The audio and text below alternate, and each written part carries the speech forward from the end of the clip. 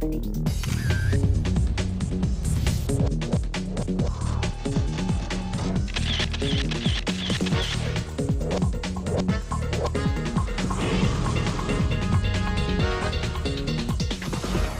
always was a lot of pressure to get the images done and on time, so I learned to process as quickly as possible so that it looked perfect when it left the front door.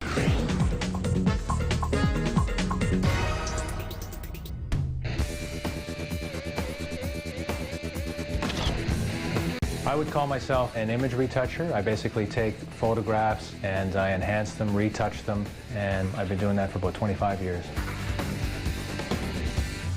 I took graphic design at college. I used to run around to little small businesses because I knew they couldn't afford to go to big companies to get their work done. I was very affordable. And I came across a place that did color separations. And basically a color separation house is a place where they prepare images and text, basically, so they can be printed in magazines. Retouching computers at the time were very cumbersome. All the commands were in German. They were over $1 million. It was a 5-year apprenticeship to learn, and you had to join the Graphic Arts Union, which was very difficult to get into. In those days, when you painted something on screen, there was no a way to undo that correction. You just had to keep going and learn not to make a mistake.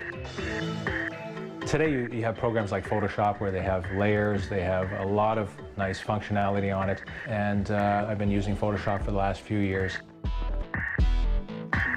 Well, right now I'm going to take this car and change the car color, and I'm also going to take the car and make it look like it's speeding along. So the first thing I'm going to do is get my background. I'm going to retouch out a little bit of the car so that when I add some motion blur to the background, I don't get part of my car coming through on the image. So just very quickly going through, and I'm not too concerned about making it perfect at this point because I am going to blur the background quite a bit, and that will certainly hide cloning marks. There it is without the edges of the car, and I'm going to add some motion to the background, and we have a few options in here so that it looks like it's going pretty fast through here. So once I find something I'm happy with, I'll just say okay to that, and I'll just turn my car layers back on.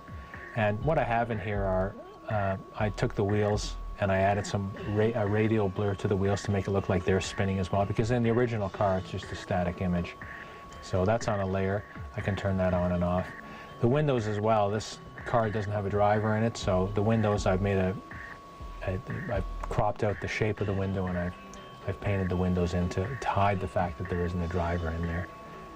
And we also have a paint color on here. I could go in and make an adjustment to that. There are certainly many ways to adjust the color, but now we have a car that looks like it's speeding along, and the initial shot, it was just a static image of a car.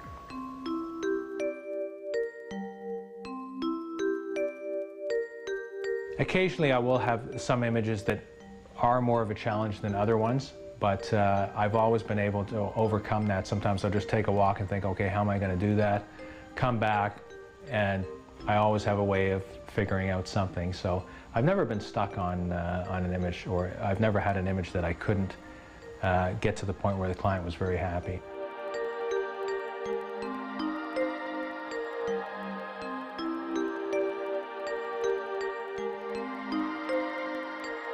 Sometimes the images that I work on tend to be very artistic, and the people involved are very artistic, whether that be the photographer or the client or the ad agency, and they want something that's unrealistic. So if you want to have a purple T-Rex or something in an image, you know, it's pretty hard these days to find a purple T-Rex. So the next best thing is to retouch that in, and that's where I would come in, creating things that don't exist.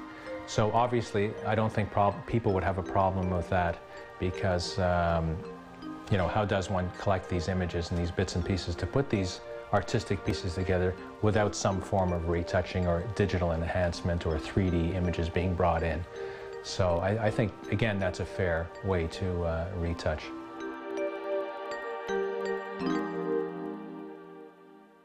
If I were a painter, I'd probably develop some form of a style. I mean, everybody would know who Picasso, I mean, they can spot that right away. But with retouching, The biggest compliment you can get is when somebody looks at an image and they say, well, I don't really see any retouching on there.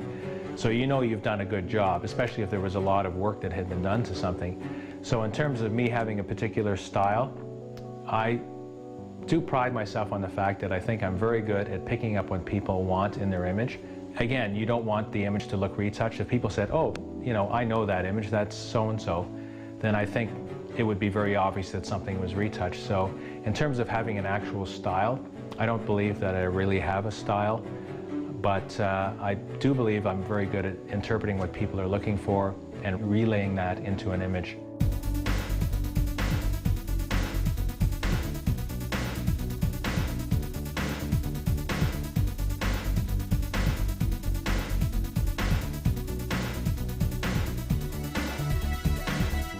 I actually wrote a book on my daily procedures and how I would get by in a typical day. And I wrote it from the perspective of how a client sees things, how production people see it. I usually know when an image has been completed when, number one, I've completed all of the requests from the ad agency or a photographer as to what they'd like to have done, get a client approval on it. That's usually when I know I'm done. But I'll make sure that I cover anything that I see in an image, and usually I'll take it to the point where I say, you know what, this is enough. If I go any further than this, it's going to start to look unrealistic or over-retouched, and I don't want to go there. I just want to take it to the point where the image is natural yet believable and has incorporated everything everybody wants to have in it. The people that I deal with, the photographers, the ad agencies, you can get a lot of turnaround. You get a lot of young people coming into the business. Some of the photographers I deal with are young. The people at the ad agencies are young. So I'm always getting the latest stuff. It's not like I'm just relying on certain people to supply me with things or go to a certain distributor. The work is always different, and it's always new, and it's always current. It would be the latest in advertising. So it's great that way, in that I do get to see the latest and greatest.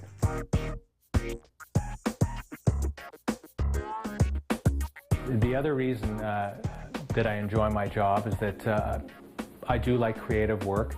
I get to meet a lot of creative people, and I think that's a lot of fun. I think what makes a good picture is when you can capture the emotion in a picture. That small space and time is captured forever, and from a business standpoint, or a point where ad agencies are using these images and photographers, they put a lot of effort into making these photographs, and they try to convey a message. And I think if people pick up on that message, then it's a successful picture.